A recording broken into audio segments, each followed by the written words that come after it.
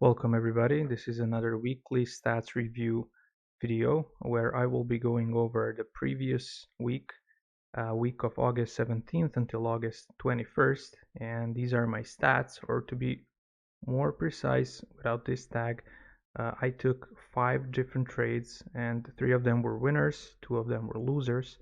And then when it comes to averages, my average winning trade was $37.48, and then average losing trade has been $15. So my ratio has been 2 to 1, which is pretty great and something that I definitely want to uphold and keep at.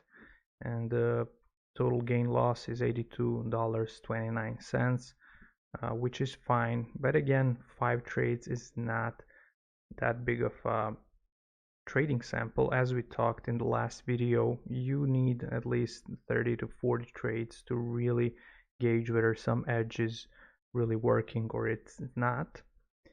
So these are the basic stats, but now I would like to go over tags. As I've said in the last video, these 2 pages are the main ones which I look at. So first one is this one with a couple of main metrics, but then tags are telling me a lot more.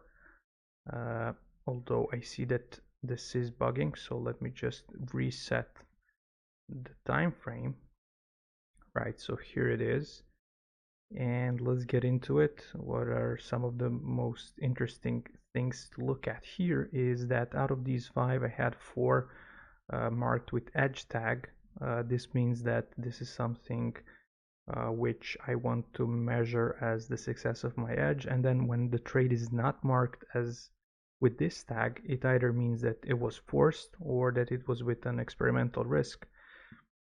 Now in this particular case, it was an experimental risk.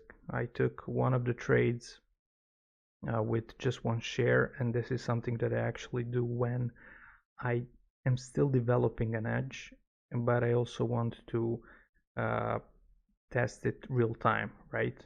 There's back testing. You can take a look at the edge and look at previous occurrences of that edge and how would you trade those.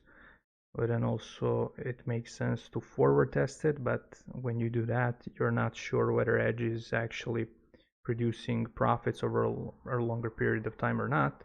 So what you want to be doing is you want to essentially reduce the risk down to almost zero. So in this case, I've been trading with 1 share, and this was a loss, but again, 16 cents. So that's something that you can definitely take. But then when it comes to the edge itself, 75% win rate, although once more 4 trades only, which is not that conclusive of a sample. And then when we look at the setups that I've traded, again, I've been mostly testing out the breakouts. I had 3 of them. This time it was a bit of a better stats, and I had a couple more.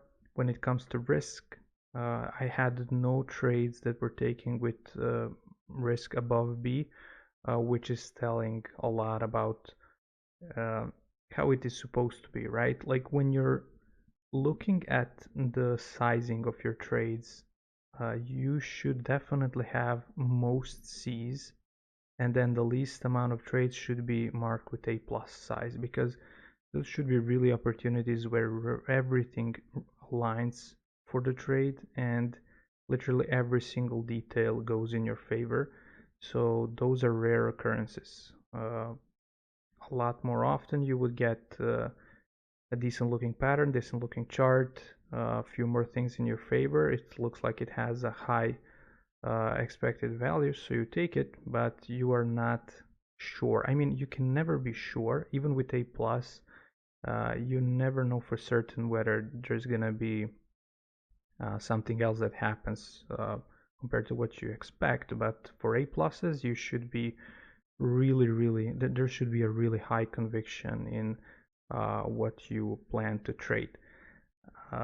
So I think that this is the right distribution to see, right? We have 1 B and then we have 3 C's, and of course there was 1 experimental trade. I'd like to merge these with when I opened my new account, which was August 1st, and then I had this week as well to include now. So let's take a look at the stats as a whole, and let me take a look at the detailed stats. So 21 trades, a bit bigger trading sample, but then the accuracy has not been great overall, although average winning trade versus average losing trade is something which looks really nice, almost 2-to-1. This is really nice to see. And when it comes to tags, let me take a look at what's most important to show. The breakouts still definitely suffering from low win rate, and then the situation with the risks is pretty much the same as for the previous week. So this is something that should stay that way all the way through, right? Like as I get better and better as a trader, I should not start trading more A's and A pluses. I should still have this sort of distribution in terms of trades per risk bucket, but I should be able to get more C's, more B's, and more A pluses respectively as I get more and more edges, because these were only small caps, and I'm developing, even there I am developing edges as we speak, and from the stats you can see that I am not there yet, but it's an ongoing effort. So this has been it. I can go over some of the other features that exist on this tool that I use for tracking my trades.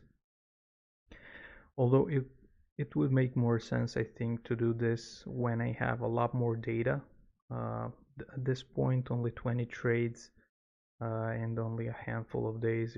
If we go and look at the calendar for August, of these I've traded like 7-8 days, which means that it is not representative, so it doesn't make sense to show it now.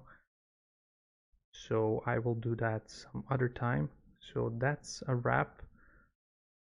I'll try to keep these videos as concise as possible to show only the most relevant data, but also let me know in the comments if you think that I should bring more value with these videos.